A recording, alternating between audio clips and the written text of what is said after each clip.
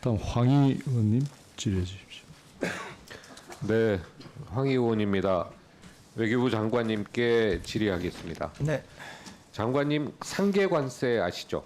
네. 예, 그러니까 수출국이 정부 보조금을 지급한 관계로 수입국의 가격 경쟁력이 저하되고 그래서 이제 수입국이 그 부과하는 관세를 네. 얘기합니다. 근데 지난 8월 30일에 우리 철강 회사 두 군데에 미국 상무부가 이 상계 관세를 부과하는 걸로 확정을 했어요.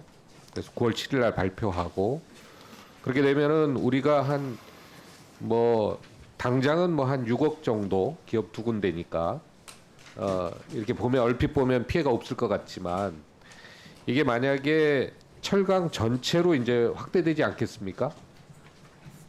그렇게 되면 400억이 넘어갑니다. 그럼 더군다나 그 철강 업체들이 이게 그 재생에너지 가동률을 높이라고 그래서 이제 전기로로 이제 전환하고 화석연료 쓰지 탈탄소 요구하다 보니까 이러면은 뭐 400억을 훨씬 상회하는 거고요. 이게 만약에 대미 수출 10대 품목으로 연결될 경우 8천억 뭐 1조 넘어갈 것으로 예상하고 있습니다. 그러다 보니까 애시당초부터 막아야 되겠다. 그래서 우리 기업은 국제무역법원에 이걸 제소하려고 지금 준비 중에 있어요. 그러면 미국이 그럼 왜 이렇게 했냐? 상무부가 결국 가스 때문입니다. 가스가 우리 한 30% 정도 되는 것 같아요. 우리 에너지. 그래서 가스가 수입하는 가격에 비해서 수입 원가에 비해서 우리 국내에 푸는 가격이 더 저렴하다. 그러니까 이거를 보조금으로 인식한 거거든요. 근데 미국이 이러면 안 되는 게 미국은 셰일가스가 본인들이 생산하지 않습니까? 최대 생산 국가인데, 그러니까 자기들이 마음대로 가격을 조절하거든요. 우리는 가스 한 방울 안 나니까 수입에 의존하는 거고. 그 다음에 이제 상무부가 이걸 그 판단하는 그 전기요금 인상분을 2022년 자료가 아니라 2021년 자료를 사용했어요. 22년부터는 전기 요금도 인상하고 그 다음에 KETS가 올해까지만 무상할당이고 내년부터는 유상할당인데 이거저거 다 포함해서 1.08% 상계관세를 부과하고 있습니다. 근데 이게 보면은 이게 여러 가지로 보면은 이것은 어떻게 보면은 국제 정치에 대한 문제 같아요. 일반 기업에다만 맡겨 우리 가스 한 방울 안 나는 나라에서 가스를 수입하고 미국은 자국의 셰일가스를 생산해서 가격 조절을 마음대로 할 수 있고 이거 어떻게 보면 정치고 국제 정치거든요. 이거는 외교부의 노력이 좀 필요한 부분 아닌가요? 네. 저희들도 그렇게 생각하고 있습니다. 뭐 소관부처는 이제 산업통상자원부가 중심이 돼서 대응을 하고 있습니다만은 업계에서 아까 말씀하신 대로 미국 국제무역법원에 제소하는 것을 검토 그러니까 중이고. 우리 정부가 어떤 준비를 하고 있어요?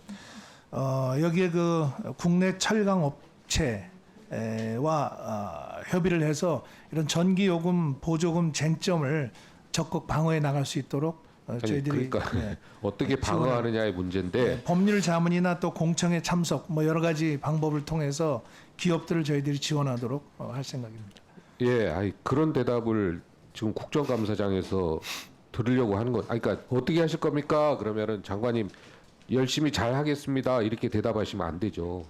이게 지금 문제가 심각하게 노출되고 있잖아요. 네. 그럼 저희 우리가 외교부- 그 재생에너지하고 좀 연결해서 보면 지금 우리가 보면은 원전과 재생에너지 우리 비율을 보면 26%대 한 4% 되거든요. 근데 자꾸 이거를 원전하고 재생에너지를 두 개를 놓고 이렇게 자꾸 견주어서 얘기를 한단 말이에요. 근데 이 부분을 보면은 석탄하고 가스가 우리가 65%고 재생에너지가 4%예요. 오히려 자꾸 이렇게 정부가 CF100 이런 거 얘기하는 것보다 국제사회에서 아예 그냥 먹히지도 않는 재생에너지 비율을 적극적으로 높여야 되는 거 아니에요? 재생에너지 비율이 높으면은 가스 비율은 최소한 줄어들 거 아닙니까? 네. 네? 미국의 네. 재생에너지 비율이 20%가 넘어요. 네. 우리 4% 재생에너지 뭐 당연히 앞으로 높여가야 된다는 것이 정부의 입장이고요. 다만 재생에너지만 가지고는 탄소 중립을 달성하기가 어렵기 탄소 때문에 중립의 문제가 아니고 네, 원전이라든지 청정 수소라든지 뭐 여러 가지 아니 지금 다양한 원전 방법으로 재생에너지를 자꾸 필요하다고 견주어서 얘기하다 생각합니다. 보니까 이 모양이 되는 거거든요. 예?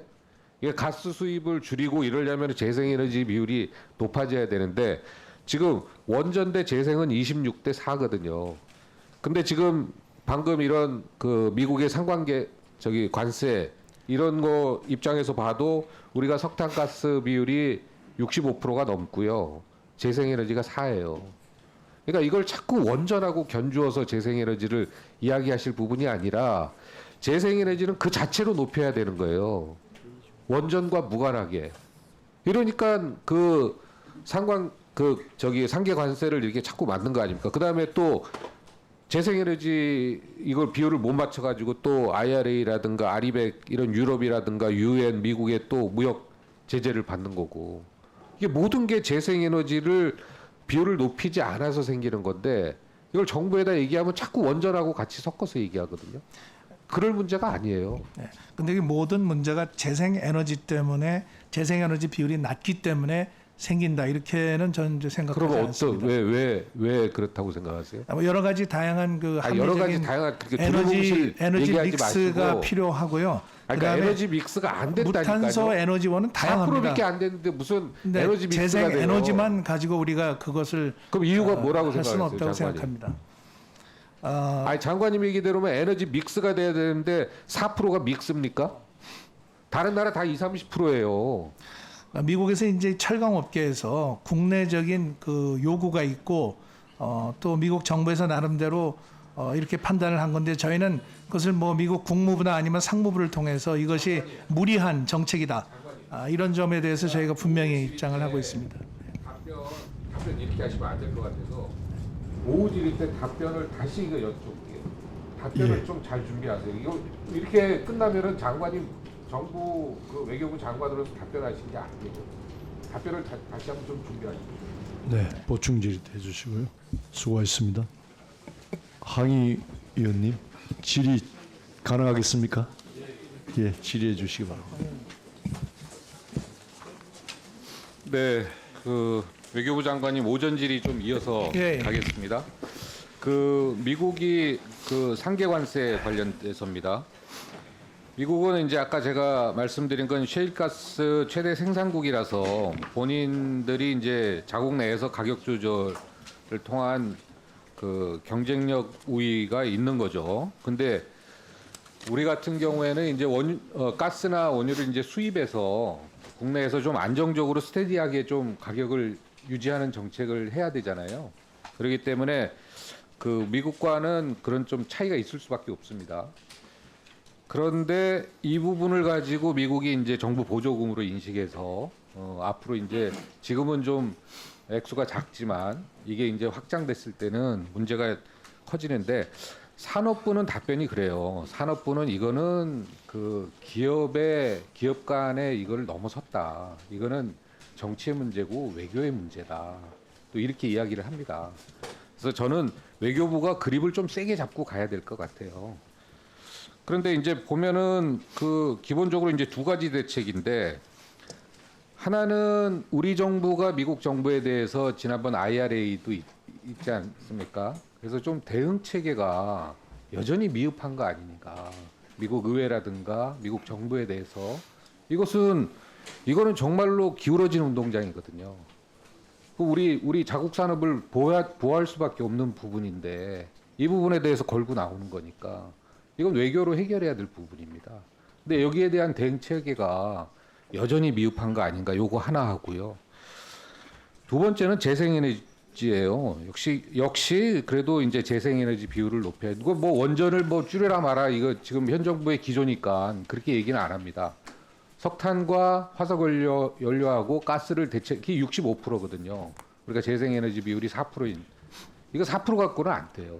아까 장관님이 이 자원의 믹스 이런 이야기도 하셨지 않습니까? 그 정도 되려면 이거는 최소한 15% 20%는 넘어가야 되는데 이 부분이 이제 자꾸 이러니까 CF100 가지고 고집하고 이러니까 제가 그랬지 않습니까? 지난번에도 차라리 같이 해라 혼전하고 그러면 재생에너지 비율도 같이 높이는 노력을 같이 하면 되는 거 아니냐. 근데 지금 재생에너지도 이렇게 뭔가 좀 보면은 신경 안 쓰는 것 같고 현 정부는 그다음에 이런 환경적 가치라든가 이런 그 상계관세 이건 뭔가 좀 기업과 이게 시장을 넘어선 국가 간의 어떤 외교를 좀 풀면은 도움이 될 만한 이런 것도 정부 대응이 미비하고 이거 어떻게 해야 됩니까? 여기 뭐 외교부가 조금 구체적인 그냥 잘 앞으로 대응하겠다 이거보다는 왜냐하면 지난번에 IRA가 잘 못했으니까 이번에는 조금 구체적으로 좀 우리 정부가 좀 준비를 해야 되는 거 아닌가요? 네, 외교적으로 풀 수 있는 부분은 뭐 저희들이 적극적으로 이 문제를 풀기 위해서 노력하겠습니다. 저희 뭐 국무부는 말할 것도 없고 상무부 또 뭐 백악관 한미 간의 이러한 문제를 해소하기 위해서 소통할 수 있는 모든 채널을 가동을 하겠습니다. 예, 기왕의 산업부가 이건 외교부가 좀 더 신경 써야 될 부분이라고 토스를 했으니까 외교부가 좀 그립을 세게 잡고 어벽이 넓어진 거 아닙니까? 예? 그래서 좀 했으면 좋겠고요. 두 번째는 그 아까 어느 의원님도 말씀하셨는데 우리가 런던 같은데 해외 공간 주거비 보면은 평균 임차료가 2,500파운드인데 우리 직원들한테 지급되는 돈은 1,500파운드예요. 이게 주거비도 그렇고 행정직원도 급여가 해당 주재국 평균 임금보다 낮아요. 이거는 진짜 좀 창피한 것 같아요. 보니까 그렇게 잘 사는 나라도 아닌데. 그래서 제가 옛날 국토위 할 때 건설안전관리비 있죠. 그게 정부 발주 금액에서 이제 발주 금액이 100억으로 나오면은 낙찰가가 80억으로 되지 않습니까? 그럼 발주 금액 100억일 때 안전관리비가 예를 들어서 뭐 0.1%라고 쳐요. 그럼 1억이면은 낙찰가가 80억이면 8천만 원으로 떨어져요. 안전관리비가 가격 입찰에 따라서 더 안전하고 덜 안전하고 이런 건 아니지 않습니까? 그래서 이거를 안전관리비를 상수화시켜 버렸거든요. 제가 그때 법안을 제출해서. 그래서 지금은 낙찰가가 얼마가 되든 정부 발주 금액에 해당되는 비율만큼 안전관리비가 상수화됐습니다. 저는 이게 우리 재외공간에 나간 외교부 직원들의 주거비라든가 최소한 주거비 정도는 이거는 이게 상당히 플렉시블하니까 이거는 좀 상수화시켜 줄 필요가 있을 것 같아요. 왜냐하면 공간의 실링으로 해결하게 되면 다른 사업에 영향을 미치거든요. 맞습니다. 그러니까 이 부분은 조금 뭐 법안으로 하면 제가 법안을 내고 아니 외교부가 저희가 시행령이라든가 규칙으로 이게 바꿀 수 있으면 바꾸고 이거 뭔가 대책이 있어야 될 것 같아요. 네, 말씀하신 대로 우리 직원들 그 임차료 주거비 현실화를 위해서 이것을 해결할 수 있는 방안을 저희가 검토해서 의원님의 도움을 구할 부분은 또 의원님께 도움을 구하도록 하겠습니다. 환율 변동으로 인해서 지금 환차손이 아주 대단히 큽니다. 그래서 이 문제를 건설안전관리비를 그렇게 한 사례가 있습니다. 네, 잘 알겠습니다. 수고 많으셨습니다. 그다음 황 의원님 질의해 주십시오. 네, 저도 오늘 마지막 질의니까 위원장님 시간을 후하게 해주시기 바랍니다. 네, 외교부 장관님. 네. 그 우리 외교부 역할이 제가 첫 국감 때도 일을 했었는데 외교부 역할이 상당히 이제 확대된 것 같아요. 그 기본적으로 보면 이제 특히 우리 외교에 있어서 그 IRA 때 보면 뭐 그것도 환경적 가치도 있고 또 공급망 체계도 그렇고 그다음에 또 뭐 환경적 가치도 뭐 IRA, RE100, CFE, 뭐 CBAM 뭐 등등 다양해요. 예. 그다음에 이제 또 코로나처럼 이렇게 전염병 관련해서 이게 뭐 백신이라든가 그걸로 인한 출입국 관련된 이것도 또 새로운 현안으로 또 등장하고 있고 또 사우디 보면 이제 스마트 시티라든가 이런 것들이 각국이 이제 기술에 대한 표준화 전략을 앞세우고 있다 보니까 이것도 4차 산업혁명에 있어서 주요한 각국의 어떤 전략적 수단이 될 것 같고 뭐 국방은 기본이고 또 우리 같은 경우에는 이제 문화 강국으로 인해서 몰라보게 또 국가의 위상이 바뀐 것도 사실이고 그러면 이제 뭔가 좀 국제 질서가 새롭게 좀 재편되고 패권의 수단이 될 만한 이런 요소들이 좀 다양화됐단 말이에요. 그럼 당연히 이것은 우리 외교부의 업역 확대로 이어져야 될 겁니다. 이 중간에 이 순간을 놓치게 되면은 이걸 빨리빨리 대처하고 빨리 포지셔닝이 빨리 돼야지 이거를 좀 뭐 다른 부처하고 이렇게 하다가 이걸 놓칠 가능성이 있단 말이에요. 그래서 이거를 좀 사전에 냉정하고 좀 촘촘하게 미리 좀 설계를 할 필요가 있다고 보는데 오늘 여러 의원님들이 오전 질의에서도 보면 뭐가 제외 공간에 보면 뭐가 부족하다, 뭐가 급여가 이거밖에 안 되냐, 주거비가 이러냐, 뭐 이제 이런 진짜 이거는 기본적인 사안인데 이게 기재부한테 또는 행안부한테 이렇게 조직을 좀 늘려주세요, 예산을 좀 더 주세요 이렇게 아무리 얘기하신들 얼마가 더 늘어나고 얼마가 더 증원이 되겠습니까? 이거는 뭔가 우리 외교에 커다란 지금 계기가 필요하고 뭔가 좀 획이 있어야 될 것 같아요. 이게 그래서 제가 생각이 이거는 제외 공간 자체가 새롭게 재구성돼야 된다. 재구축되고 이게 보면은 경제산업 관련해서 코트라도 있고 그다음에 중기부에 보면 중소기업 센터가 있습니다. 국방부에 보면 ADD도 있고 우리가 이제 국제사회의 담론도 좀 제시해야 돼요.